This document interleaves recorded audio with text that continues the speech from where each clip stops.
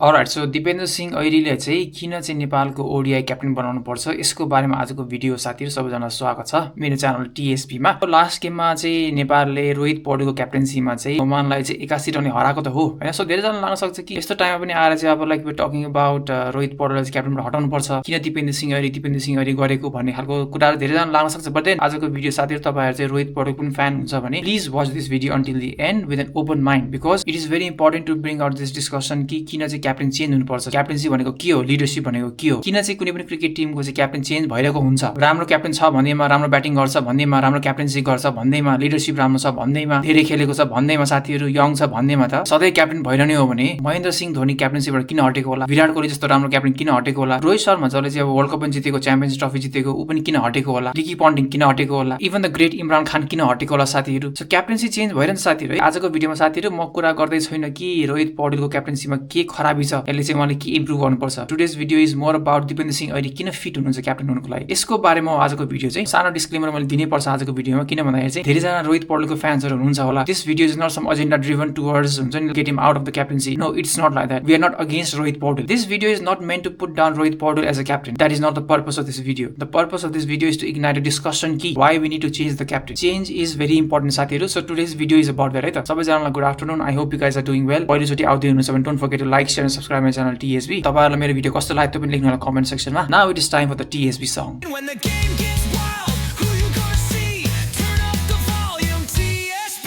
दिपेन्द्र सिंह ऐरी चाहिँ किन चाहिँ ओडिआई क्याप्टेन हुनुपर्छ भन्ने कुराको चाहिँ यसले चाहिँ एउटा डिस्कसन, यसले चाहिँ आर्गुमेन्ट चाहिँ म कहाँबाट सुरु गर्न चाहन्छु भन्दा एउटा यस्तो टाइम थियो नेपाली क्रिकेटमा जति बेला चाहिँ हामी एकदमै प्रब्लमेटिक स्टेटबाट चाहिँ गुजिरहेको थियौँ। त्यति बेला सन्दीप लामिछानेको केस भयो, त्यति बेला त्यो अब त्यो म्याच फिक्सिङको कुराहरू पनि भए हैन। त्यसपछि नयाँ कोच पनि आउनुभयो मण्डी देसाई हैन। त्यति बेला एउटा यस्तो सिचुएसन थियो कि नेपालले चाहिँ अब ओडिआई स्टेटस पनि जोगाउनु पर्ने थियो, एसिया कप क्वालिफाई गर्ने, हामीले वर्ल्ड कप खेल्ने भनेको सपना अलि टाढेको थियो जुन सिचुएसन ग्राउन्ड लेभलमा थियो। त्यसले गर्दाखेरि कसैलाई पनि केही कन्फिडेन्स थिएन कि हामी केही गर्छौँ होला भनेर। तर एकदम पोजिटिभ भयो, रोहित पौडेल आउनुभयो एज अ क्याप्टेन, एकदमै यङ ब्राइट क्याप्टेन हुनुभयो नेपालको लागि रोहित पौडेल। कोच र क्याप्टेनको तपाईहरुले यसो हेर्नुभयो भने एनर्जी पनि म्याच गर्ने के अलिकति हुन्छ नि, दुईटै अलिकति काम खालको कम्पोज खालको त्यहाँ एनर्जी म्याच भएको देखिन्थ्यो बिट्विन रोहित पौडेल एन्ड मण्डी देसाई हैन। एक्स्ट्राअर्डिनरी एउटा फिट पनि अचिभ गर्यौं, ओडिआई स्टेटस मात्र बचाएनौं, हामी ओडिआई क्वालिफायर्स पनि खेल्न गयौं, झन्डै जिम्बाब्वेलाई पनि हरायौं हैन। रोहित पौडेलकै क्याप्टेन्सीमा हामीले एसिया कप पनि क्वालिफाई गर्यौं, वर्ल्ड कप पनि क्वालिफाई गर्यौं, एउटा एसिया कप पनि खेल्यौं, दुईटा वर्ल्ड कप पनि खेल्यौं। नेपाली क्याप्टेनहरुको चाहिँ हिस्ट्री हेर्ने हो भन्दा साथीहरु I think this is like quite an extraordinary fit भनौं न। तर हामीले के बुझ्नुपर्छ भन्दाखेरि चाहिँ त्यो समयको लागि, त्यो कालखण्डको लागि चाहिँ Rohit Paudel was the best captain. Rohit पौडेलको captaincy was the best thing that happened to Nepali cricket then. Rohit Paudel र मण्डी देसाईको combo was the best thing that happened to Nepali cricket. Now that is in the past. अहिले हामी प्रेजेन्टमा 2026 मा छौं हैन। We are not the same team anymore. हामी त्यही same team हैन अहिले साथीहरु। Core of the team might be same साथीहरु, but lot of changes have happened. Coaching setup change भएको छ, क्यानमा पनि के चेन्जेसहरु आएको छ, क्रिकेटमा इन्फ्रास्ट्रक्चर पनि डेभलप भएको छ, दुईटा एनपीएल सिजन भइसकेको छ। मैले के भन्न खोजेको भन्दा साथीहरु सर्कमस्टान्सेसहरु डिफरेन्ट भइसकेको छ। जुन लजिकले चाहिँ रोहित पौडेल क्याप्टेन हुनुभयो त्यति बेला, जति बेला चाहिँ टिमलाई चाहिँ एउटा कामिङ खालको चाहिँ एउटा इन्फ्लुएन्स चाहिएको थियो, जति बेला त्यो एनर्जी चाहिएको थियो नि त्यति बेला रोहित पौडेल क्याप्टेन त हुनुभयो नि त। त्यसैगरी अहिलेको स्टेटमा चाहिँ the ODI team needs a captain like Dipendra Singh Airee. And किन भन्दाखेरि उहाँको